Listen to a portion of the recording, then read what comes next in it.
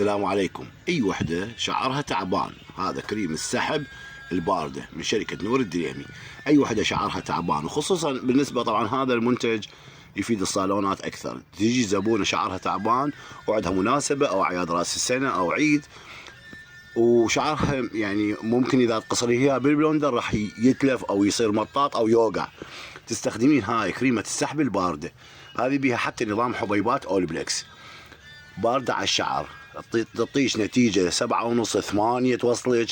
إذا يعني شعرها ما موحد توحده تقصره، وإذا خالة حنة والحنة عنيدة وتخاف إنه تقصرها بالبلوندر، خاف يوقع شعرها، تستخدم هذه الكريمة الباردة.